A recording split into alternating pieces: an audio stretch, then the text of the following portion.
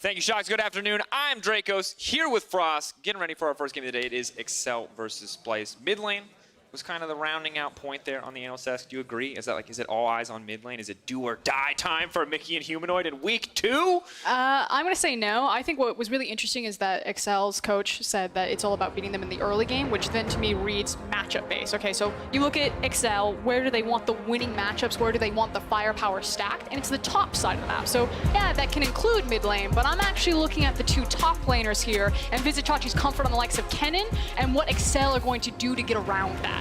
Ban it. That's always the easy answer. We'll see what the draft is going to look like. Of course, that dramatic music and dramatic camera pan mean one thing, audience. You know what it is. It's time for the draft. Everyone's favorite part. Like chess, but better. Now, Draven banned away right off the bat. Checkers? Checkers. It's automatic. What would we call that?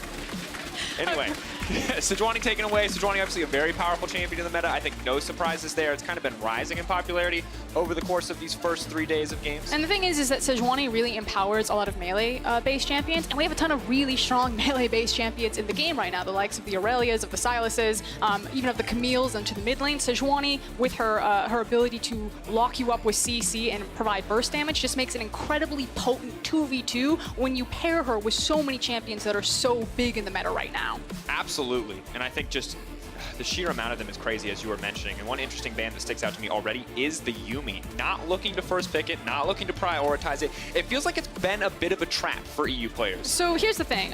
By banning the Yuumi onto the blue side, it tells me that they want Sylas as the blue side, unless it gets banned here, but you expect this to be the Aatrox, which there it is from Splyce. Got it. If they lock in the Rise, that's very interesting to me. It tells me that they're looking more for the 1-3-1. But the thing about Sylas is as long as you can trade Sylas for not just giving away 2 OP picks, it feels good because he empowers and denies a lot of other champions in the meta right now, like the Rumble, which is so big. You never want to pick the Rumble into the Sylas because he just denies him so hard. He gets the Rumble ultimate and he just makes it work so much better for him. So by taking the Sylas here, I expect that to go into Mickey. It unlocks the potential that Expect gets to play that Rumble now. And I like it because they took so much time debating on that first pick, but you can tell that Splyce had a strategy ready. Sylas' first pick was the expected.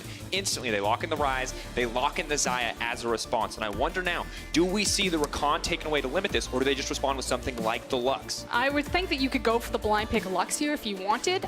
You assume that it's going to be the Rakan, so I like the fact that he takes the Sivir. It's a very safe pick into that because you can just try to compete with the priority that Rakan and Xayah are going to pick. Very good at pushing together, especially when they're aligned. And then you also get the safety, the spell shield. So this is Hjarnan and Kasing saying, we're not taking the firepower. We see that they're probably going to get the Xayah and Rakan, and we're actually just going to take a safe backseat here. But curious that Excel didn't grab the Sona and the Tahm Kench that we've seen such a high priority everywhere else in the LEC. And if teams are paying attention, this could be a gut check to say that Excel don't play it. And it is such a power pick right now. This could burn them as we go through future weeks of LEC. For this game, though, however, neither team opting into any of those power picks, so it will not get picked up here in our first game of the day.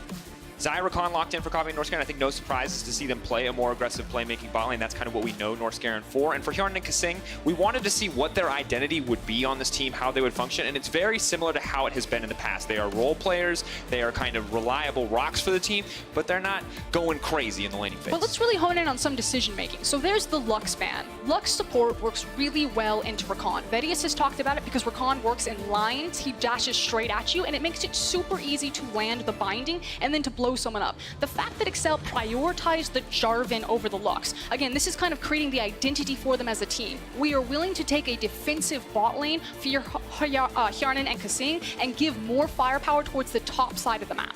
And when you look, of course, at their last season, I think no surprise to see a potential jungle pick like the Jarvan now prioritized for Kadril because he was the big mover in the early game. He was the guy that made just about everything happen on the map. If Kadril wasn't doing anything, Excel weren't doing anything. So prioritizing jungle does make a lot of sense.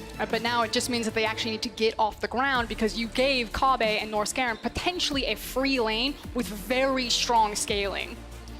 And it is always terrifying. Kobbe, of course, legendary AD carry, fantastic Xayah player, and Norscaron has these big moments, obviously had a lot of fumbles yesterday on the Tom Kench, but also has these huge playmaking opportunities. That's kind of how he came into the league on Rocket when we got to know him, and see if he can live up to some of those highs today. I know that we kind of assigned the idea of the coin flip player to someone like Hilly because his highs are so high, but he can have really low lows. But I actually think it's more apt for Norskeren at this point in his career. You're talking about, you know, some of those incredible plays that he can do, especially in the likes of his unsealed spellbook Braum. But Norskeren is so hit or miss for me, especially when he's next to someone as consistent as Kabe. I really want to have a magnifying glass and my eyes on Norskeren and how he gets more comfortable in this lineup to take Splyce to the next level with such a powerful ADC.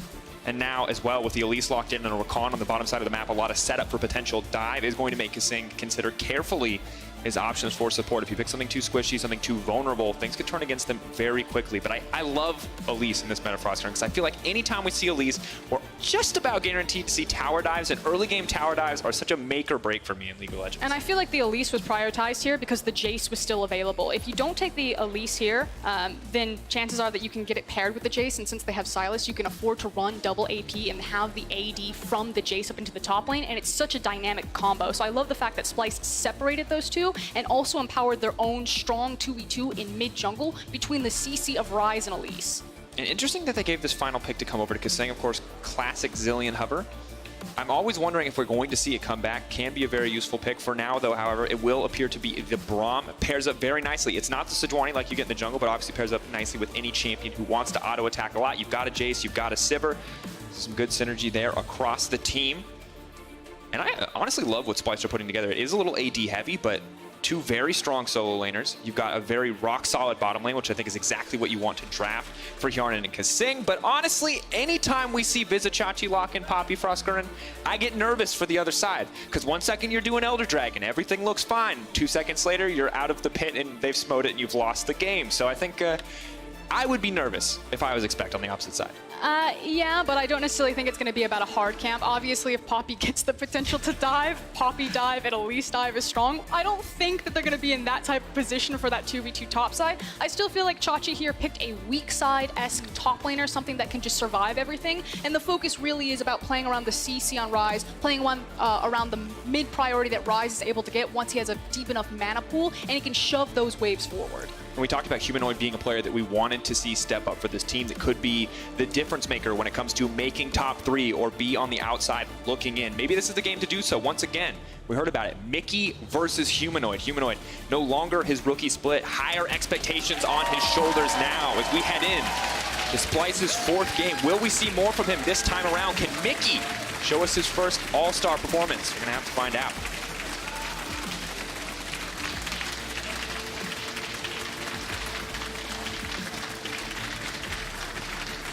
Here we go. 2 incredible team compositions. Can't wait to see how they play out. Eventually we'll learn when the graphic comes up. We're figuring it out. Play out. Play out right about now. Yes. Go, graphic, go. Please.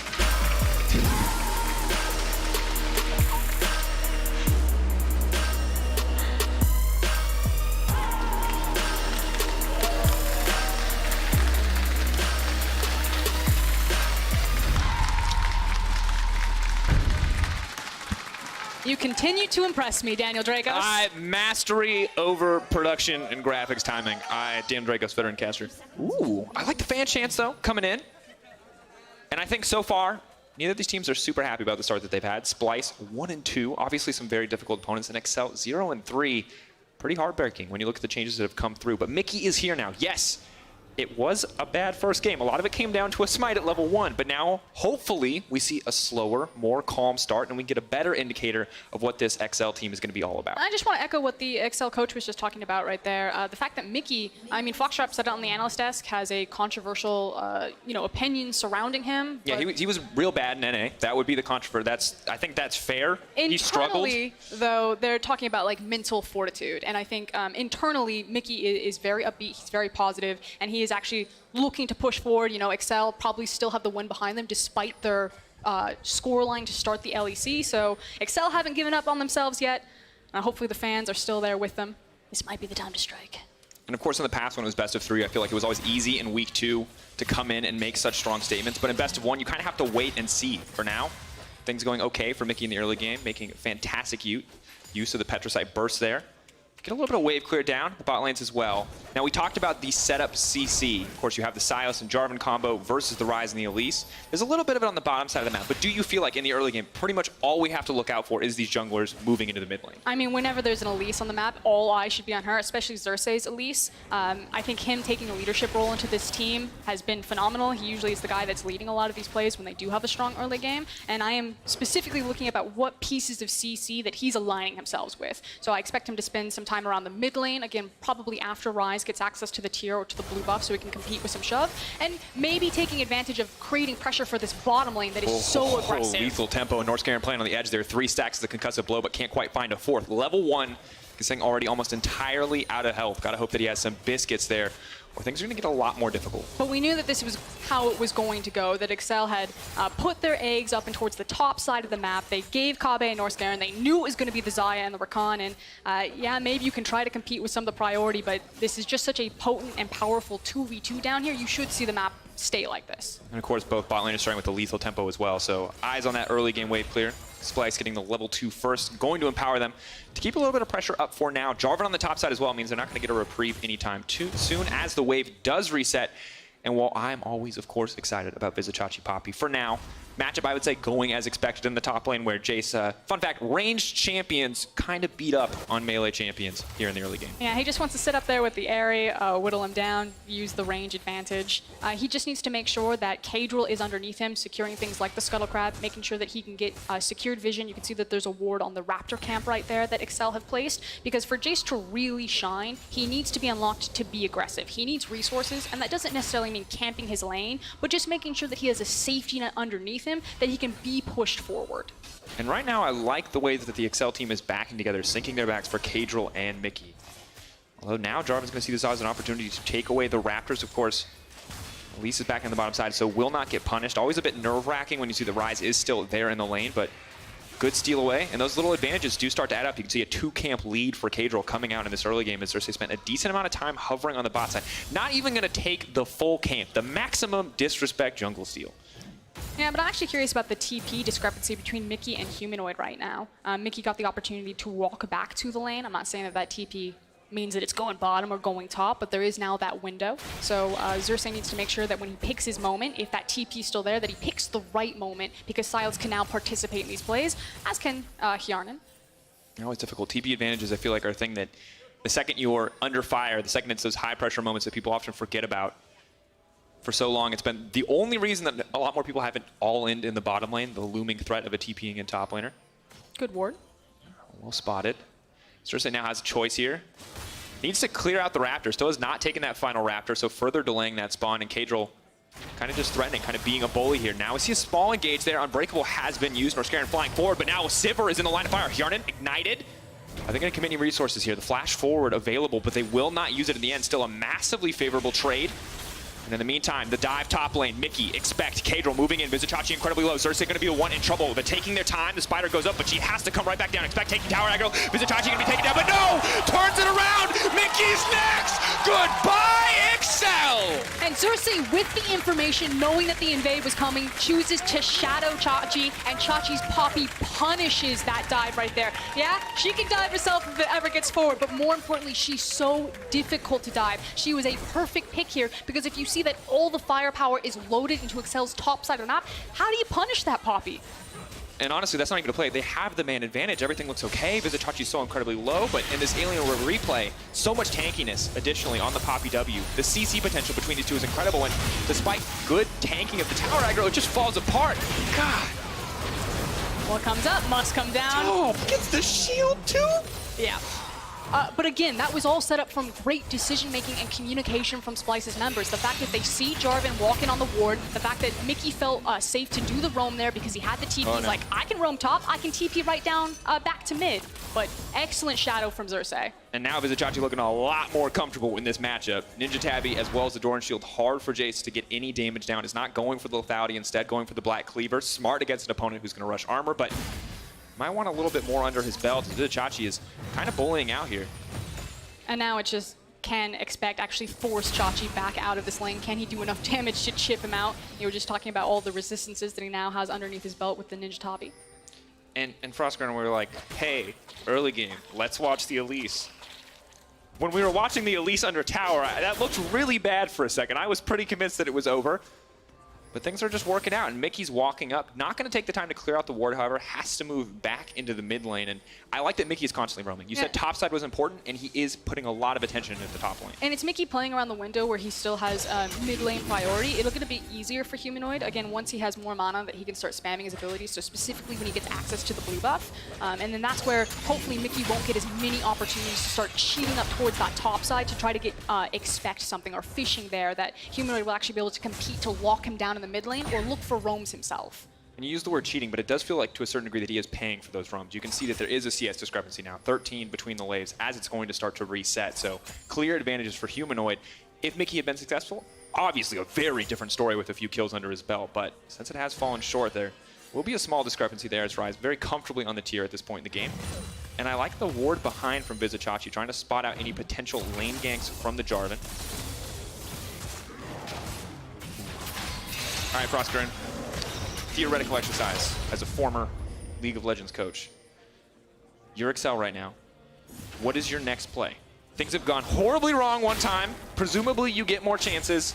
Where do you take that next chance? Where do you take that next opportunity? I think the most important thing is gaining information about where Xerxes is, and he's going to be spotted by this ward right here, and then it's what does Cagel do with the information. The nice thing is he does have multiple lanes that he can try to gank. He can try to offer support to Expect, shadowing underneath him. I wouldn't suggest ganking the Poppy or diving the Poppy, or he can try to dig out this bot lane because Northscaran and Kabe are so far forward, which is why Xerxes is in this area. He's not looking to dive, he's looking again to give invisible pressure so they can continue to have this confidence to get those plates and punish Yarnan and Kasing. And Cagel's response right now is actually kind of running around with a chicken without its head. He's like, I need to farm, but my lanes are in trouble. Where do I actually attack?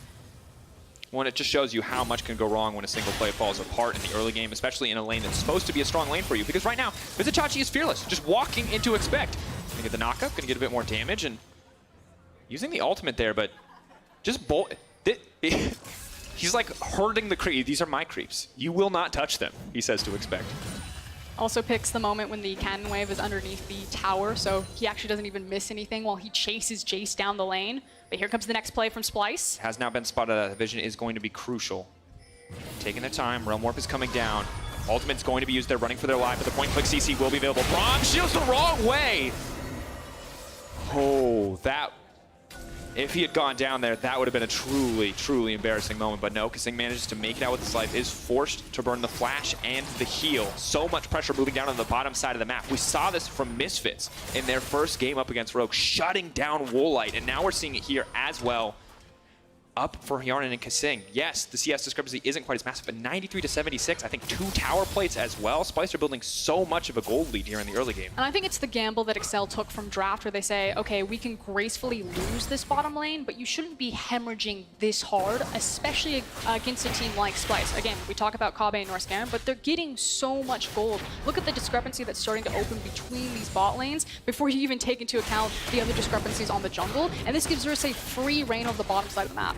Excel are frankly lucky that that's a Cloud Dragon and not something more significant like an Ocean, like a Mountain, like an Infernal. An Ocean, obviously terrifying. I do, however, feel bad for Expect, who is going to have a slightly faster Poppy running at him. Of course, closer and closer, however, to the Black Cleaver. That is going to be a big difference maker. Ninja tabbing the Nabami Cinder on the side of Vizicachi. And right now, Splyce, I think, very comfortably in the driver's seat. Very much set up to kind of dictate the pace of this game. And Cagel is going to respond at least with a play here around the Herald. This can be massive. This can start to shift the gold back in their favor if they're able to use this Herald effectively. And for now, it doesn't look like Splyce have any intention to contest. Yeah, I actually like this. So Cagel's finding his footing again. Okay, I can't attack any of my lanes, but we can get them out of the lane phase and just try to break open the map in a different way. So we're trading bot tower for hopefully a future tower, depending on how Excel use that Rift Herald. But I like this highlight here from our observers. You can see that just all the free farm that is going into the pockets of Kabe. Going to probably finish up that first item. Already has all 3 components there of the Essence Reaver. Round 2. Vizichachi, though, stepping forward. Maybe not the optimum time, but he can use the Poppy ult. He's going to get knocked back cover. Well played by Vizichachi to buy a bit more time. Still incredibly tanky. The lower gets is at that threshold. He's going to grab a shield. Flashes out to safety. Vizichachi's still alive. The flash forward. They can't kill him. Vizichachi does not go down. The dodge on the Sword Ultimate. Norscarin is here. Moving forward. He wants to play. He may have bit off more than he can chew, but he leaps right back to the team. My God, you cannot kill this Poppy. And meanwhile, Kabe's down there just playing like PvE versus the creeps, looks up top. What are you guys doing up there? Just stalling for you, just giving you all this free gold, all this free time.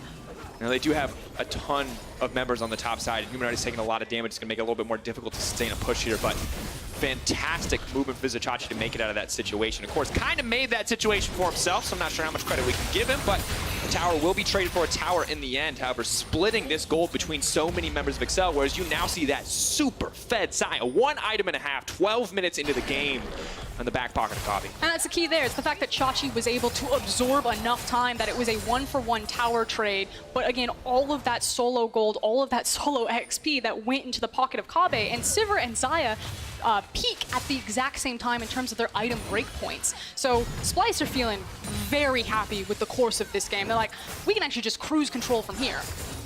It's funny because so often when Splyce are winning games, I'm like, oh, it's like clever early game pathing. It's just picking Poppy for Vizichachi is what this early game feels like. He's absorbed so much pressure on that pick, and now the basic lane phase has been broken open. You've got the bot lane switching to the top side, and 2 more plates instantly going into the pocket of Kabe. The gold, he's just stacking it up. This man cannot make any more money. And I just want to give a lot of credit to Splyce's coaching staff. I'll hold that.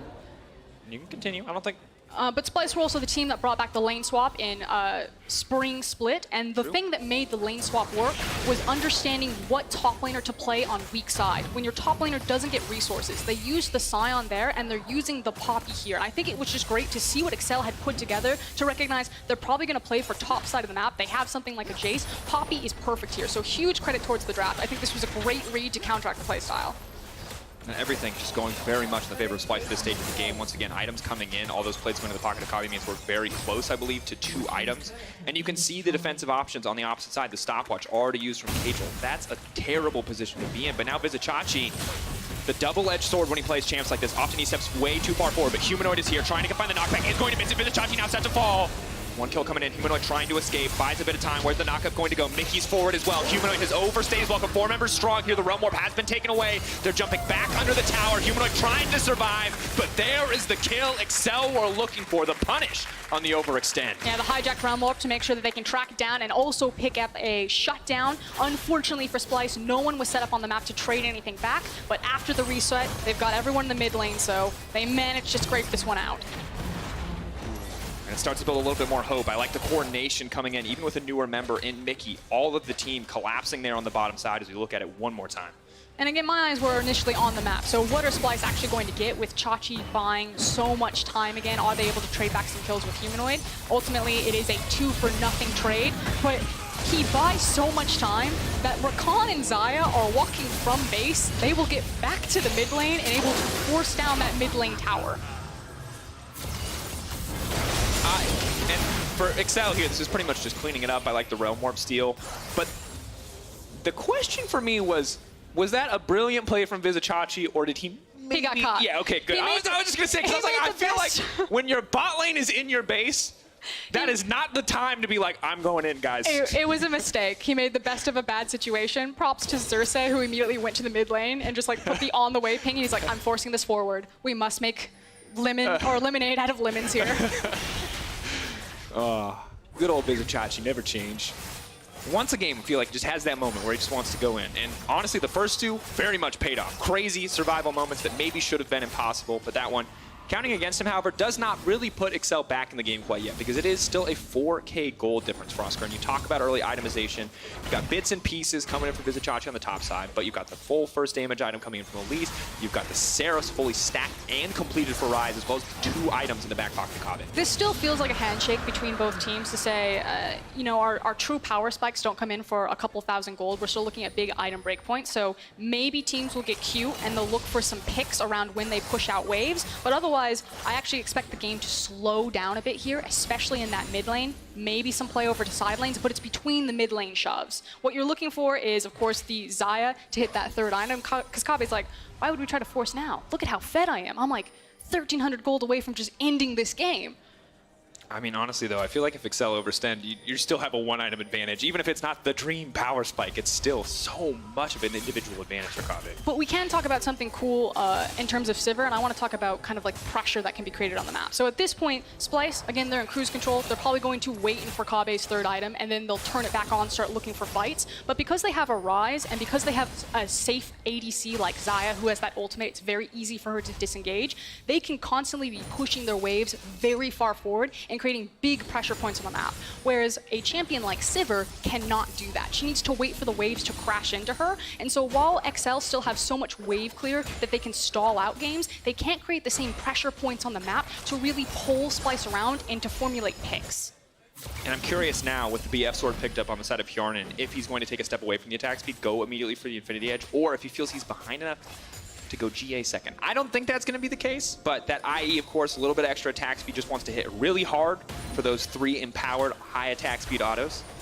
It's because at this point you're just relying, and at this point in team fights, instead of looking for the attack speed, because it's just about how much crit your boomerangs will do and bounce back, you want to go Essence Reaver Infinity Edge, because you just need to get one W off and then just hope that the Sivir W crits into the back line. Jesus, you're praying, you're putting your hands in the air and you're like, crit, crit, crit, please. Exactly, as opposed to itemizing for attack speed, because Sivir is still such a short-range ADC when she's not relying on the bounce from her boomerang blade, and you're probably not going to get to plant your feet against so many CC units in the game and get off multiple attacks. Yeah, difficult spot to be in as well, because you've got so many point-and-click options here. Well, now I'm curious to see exactly what the options will be from Splyce. When we came into this game, I think Splyce is the expected favorite, and now it feels like a judgment not on, you know, if they can close this game out, we can give them that benefit of the doubt, but how cleanly can they do it? Of course, there is still opportunities for Excel to come back, but Splyce is a team, once again, that we expect to be in the top 4. When you look at this team, when you look at their history, and doing so, you have certain expectations. If it's going to be a clean closeout, is this going to be an Origin or a Fnatic or a G2 style closeout? Are we going to see them falter a little bit in the mid game? I mean, so far the mid game's been very clean because they're just playing around exactly where their windows are for power. Again, we said that the game should start to slow down. They're waiting on Kabe to complete that last item, and then I expect, again, a lot of explosions. Still using their windows, looking for picks. On the other side for Excel, the fact that we had a tier come in so late for Chase, you know, they're very far away from when they're going to feel in control again for their composition. Excel basically are just trying to scrape the crumbs into their mouth about the waves that are pushed into them and just have mercy on a Splyce. Like, the clock is their best friend that Baron hasn't spawned. Only 19 minutes, and of course only double Cloud Drake as well. Next one will be an Ocean, but still not seeing the mountains or the Infernals that a comp with such good scaling might like to see on the side of Splyce. And you know, tier is unfortunate. You know, that's the, I've realized now that I just need to have enough mana to sit in lane as long as humanly possible, build up to a potential stronger item, but it is going to be a while before we see that tier fully stacked, and a difficult spot for Expect to be, especially when Jace, I think historically, was just such an incredibly dominant champion, but the last few games I feel like we've seen him in EU, he hasn't been quite the force that he once was. I don't think he's as blind pickable anymore, especially when you have champions like Rumble running around. No surprise that Rumble was banned, and then you saw the Jace priority come up. And I think Jace is still a strong champion, certainly, because he is a range matchup in top lane, but it's really his combinations. Things like Elise and Jace are so strong. And again, Splyce from draft just did such a great job tearing everything away from Excel that they wanted to put together. Yeah, comfort absolutely not an option. Can't say the same for Splyce, of course, with Humanoid. Getting something like the Rise, the Poppy as well, on the top side of the map. And the slower part of the game that you were talking about for Oscar, and waves being pushed in. For Splyce, it feels easy. They have so much vision, they have so much lane priority, they can walk in, they can place wards, and on the opposite side for Excel, when you take a look at their vision, it's the horror movie. It's, can we walk into this bush? Are they doing Baron at 20 minutes? We have to use the Scryers to find out. And I think that's one thing we don't always get to appreciate from the spectator client, is that how truly terrifying it can be to play with so little vision and with so little control in the lanes. I do want to take a moment, though, to compliment Splyce's lane assignments here. The fact that Chachi has, Excel's lane assignments, they're trying here. The fact that Chachi's sitting on, what, the Bramble Vest, the Sunfire, the Ninja Tabi, he is unkillable. Expect can't do anything to him. So they're sending Mickey against Poppy like, please, can you damage him? Can anything happen here? And then Splyce can just control whatever lane assignment they want, because Rise and Poppy can just be so far extended.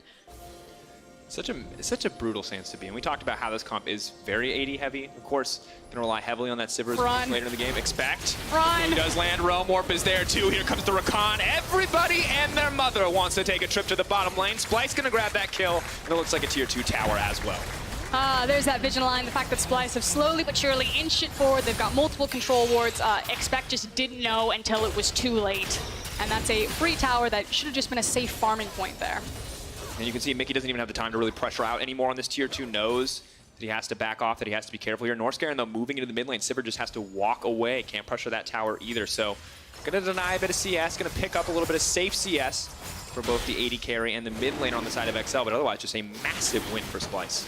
Yeah, and we're basically looking for Splyce to reset here, again, on Xayah's reset, and then I think it's going to be Baron setup preparation time. So we're coming to that point of the game where it's going to be the big 5v5.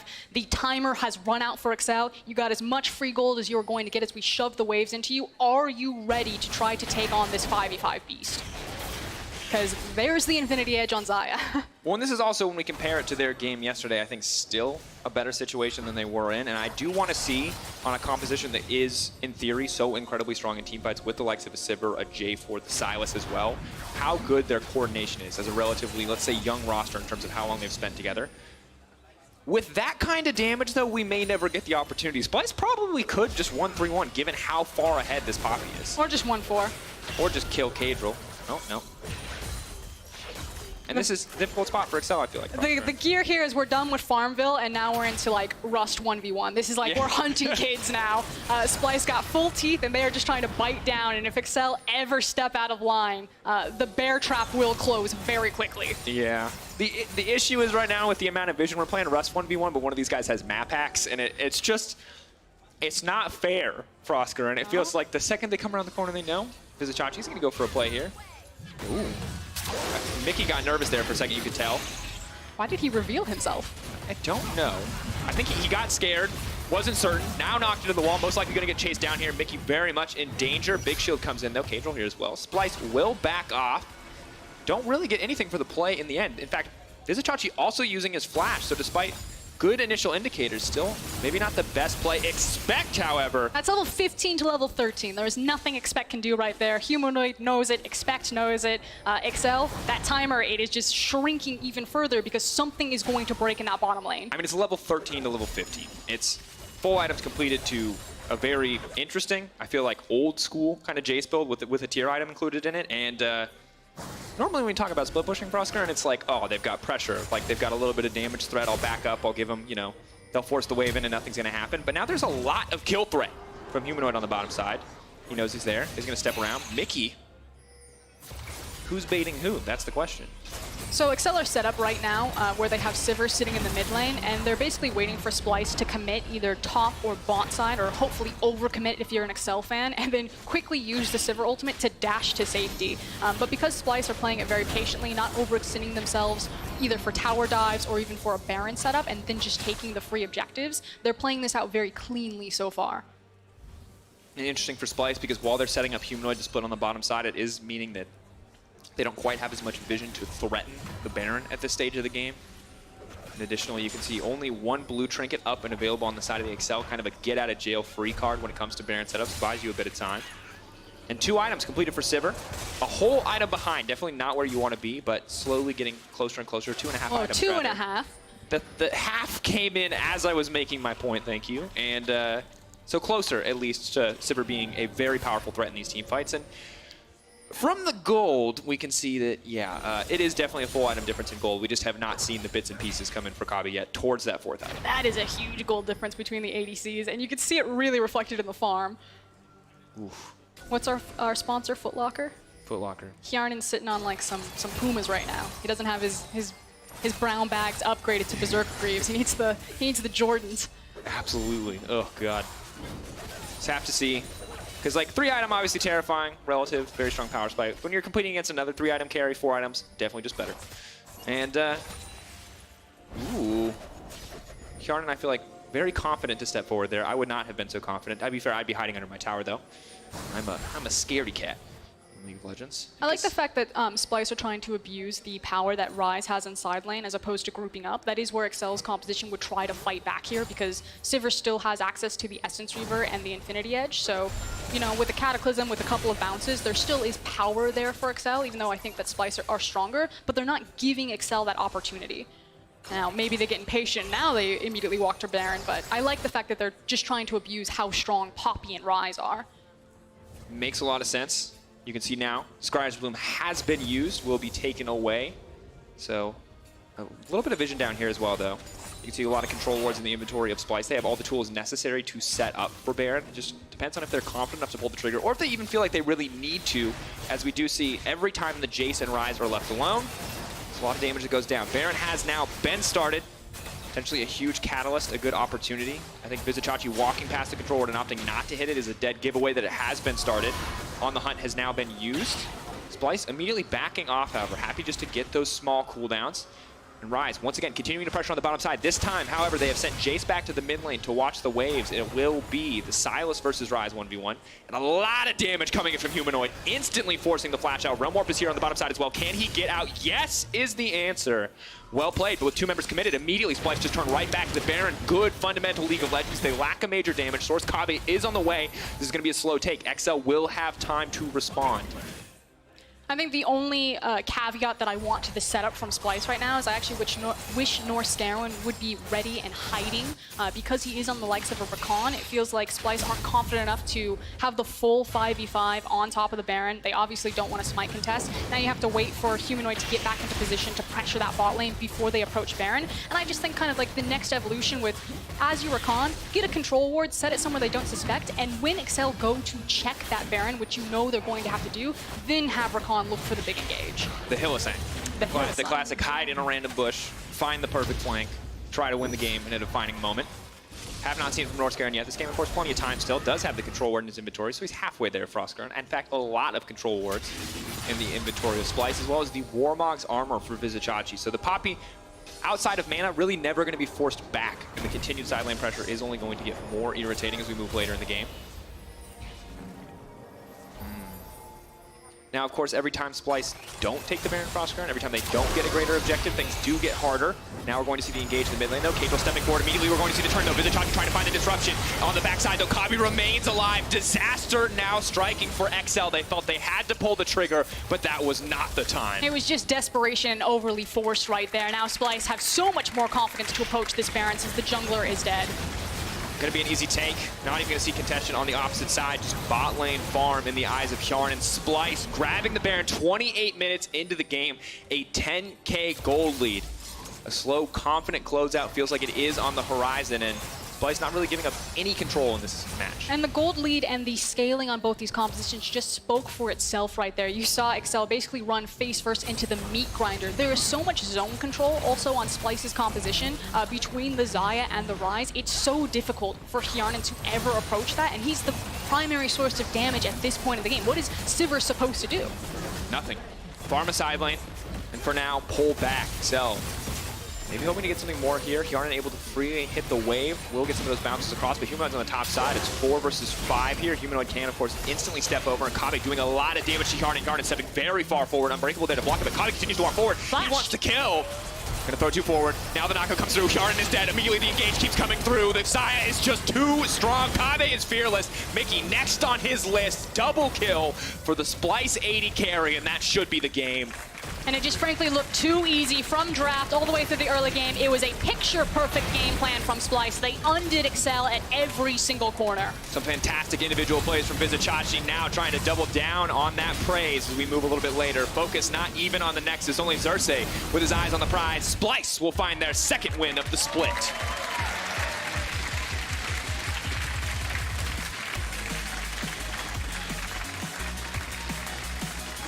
Like you said, credit to Chachi right there. It was him who had to hold strong, seeing that Excel had his number. He was there for the dives. Xerxes made a great call. He saw Jarvan move in over the ward. He shadowed underneath his Poppy, and they turned that dive on its head. That was the full counter. Absorbed it all, threw it right back at him. A reason why we always look at Vizichachi whenever he plays this Poppy is because, you know, you never know. You know there's an outplay coming. You don't know where it's going to happen. This time around, it was in that early game on that top side of the map. And Splyce continuing to prove that for teams below them in the standing, they are a death sentence. The second they get a lead, they do not let you back into that game. And Excel, one moment where they pulled the trigger, where they went in, where they looked for the fight. And unfortunately, I feel like not only did, of course, both teams, I think, play the fight relatively well, they were just simply too far behind. The Jarvan didn't do any damage. No one else could get on top of the Xayah, and, well, you know how Copy plays when he gets 4 items. It's not a pretty thing to play against. Unfortunately, that was one of those situations where the game basically ended at about 10 minutes in. At that point, the composition was just never going to find another window where they would find their footing back into the game, but still up to Splyce. They have to cleanly close it out, that once they were put in the driver's seat, that they were able to just slowly put their foot on the gas. Of course, Splyce now 2-2, tied up in the record overall, and tougher start to the schedule as mentioned before, and I'm curious to see how they continue to advance as we move forward in the weeks. On the opposite side, Excel. I would say a heartbreaking start to the split, but I feel like that's unfair. You do have a new player. You got to give this team time to ramp up and see how they play. It's also about goalpost setting. You know, what does an Excel successful split actually look like? Is it making playoffs? Is it just getting more wins than they had in spring? And because this team is so new, the roster is brand new, I think people will give them a lot of leeway. So as long as they're not last place, probably going to be a win. Okay, slow, steady improvement. Now, that's kind of difficult for me to set goalposts, but one thing I can do is set up this replay with highlights from probably the best Poppy in the world. We're going to give him that title. It's official now. Best Poppy in the world. He's in Let's EU. watch He it. gets it. So this was the turnaround dive, and again, the only thing that this doesn't show is the decision making, and it's so easy to you know, praise players and celebrate them when they make out plays like this. That looks cool. It's very flashy. It's such an incredible play to pick up the buckler right there. But it was still Xerxes' decision making to communicate that effectively to Chachi to make sure that he was there for the dive. And my God, Frostgreen. It makes me want to play Poppy. It also makes me want to ban Poppy. I don't know how to feel about it, but it excites me as well. And of course, the whole team coming here to collapse. Norscairn, you can tell he sees his moment. He feels that Norscairn moment. Doesn't come through, but in this final fight, I think the only character that matters here is the Xayah, and you'll notice that she really never has to stop auto-attacking. And we were talking about this during the game. You know, the difference between Xayah and Sivir is that Xayah, because of her ultimate and how safe she is, she can be super far forward down a lane, creating pressure. They thought that she had overextended, but Kabe showcasing right there how hard it is to lock down a Xayah because she can stall for so long and then turn fights around since she has her own CC and her own zone control. And additionally, just so many things went right. In the Vizichachi tower dive, obviously the most immediate option. But when you look back at this game, your options for Kia player of the game are Vizichachi, Xerxes, and Kabe. You can head over to @LOL_Esports on Twitter and vote now. That's tough. I think it's Chachi. It's Chachi because he had the flashy play, but like I wish it would be Xerxes because he was like too. Best man for all of that. Best wingman. Best wingman. He's like, listen, he saved some hands, he saved some orphans from a fire. Yeah. He's got a great yacht, great haircut. He was just building up Chachi, just selling all the compliments. I don't know what half of that meant, but Don't you Twitter? To learn more about Splyce's win, let's check in with Laura and Xerxes. Thank you, Dracos, and thank you, Xerxes, for joining me. Congrats on the win. Did you adapt in comms, seeing that Excel was playing topside? So yeah, we had to adapt because we wanted to play both sides, but we saw the stacking wave towards Chachi, and obviously I couldn't just let him die, so I had to save him. I have some notes about that. Dive top, yikes. Can you tell me something about it? I mean, I don't think there is much to say other than they just broke their hands, really. Ouch. Like, we really didn't do anything. Like, they made it easy for us. And it turned out better than yesterday. Can we talk about what happened? Ooh, I mean, the thing Didn't look like you at all, guys. Yeah, like this whole week of practice wasn't going too great because like the internet was down most of the time. So the practice was really bad, and that really showed on stage because we really lacked confidence and like the calmness in comms. And we had like lots of panicky moments where we didn't know what to do. So that really showed yesterday. You turned it around today, that's all right, and you got the week with 1-1. Something is off because you guys struggle in the early game, and it wasn't like that before. So what changed? Oof. You used to be able to play from behind. I mean, we used to be the team who played for late game and just scale, but right now we are just playing for early game, and obviously some early games are better than others. What do you need to get back on top? Say again? What do you need to get back on top? We just need to practice, to have the internet to practice again. Well, let's hope you'll have internet next week. Now, is there anything you'd like to say to your teammates to wrap up the week? Well, I would like to say, Chachi, happy birthday, and I'm sorry we couldn't get you the win yesterday. Well, thank you very much, Jose. And we're going to take a short break, and coming back, SK Gaming will take on Rogue. Don't go anywhere, guys. So sweet.